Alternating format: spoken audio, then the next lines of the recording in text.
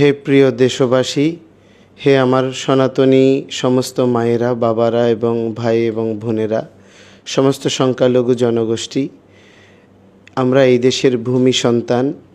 এই দেশ আমার মা এবং এই দেশ মাতৃকাকে আশ্রয় করেই জীবনযাপন করা আমার স্বধর্মের জন্য সর্বোত্তম স্থিতি বলা হয়েছে। জননী জন্মভূমিশ্চ স্বর্গাদপি গরীয়সী।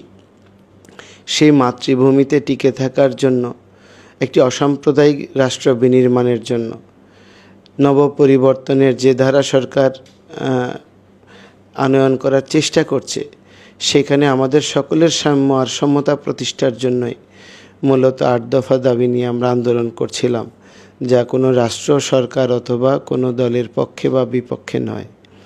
এটাকে ভিন্ন খাতে প্রবাহিত করার জন্য আমার বিরুদ্ধে রাষ্ট্রদ্রোহ মামলা করা হয়েছে। আমরা কাপুরুষ নই, আমরা ভীতু নই, কোনো স্থিতিকে ভয় পাই না। পরমেশ্বর ভগবান বলেছেন নরানাঞ্চ নরাধিপ। রাজাকে ভগবানের প্রতিনিধি বলা হয়েছে।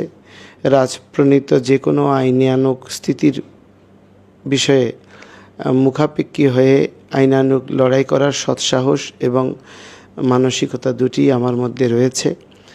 এবং আমি আশা করি আমাদের শ্রীপাদ লীলারাজ প্রভু সহ যে সমস্ত সনাতন নেতৃবৃন্দের বিরুদ্ধে মামলা করা হয়েছে, আমরা সকলেই সৎ সাহস, প্রজ্ঞা, আপনাদের সকলের ভালোবাসা, সহমর্মিতা নিয়ে আমরা ন্যায় এবং সত্যকে প্রতিষ্ঠা করতে সক্ষম হব।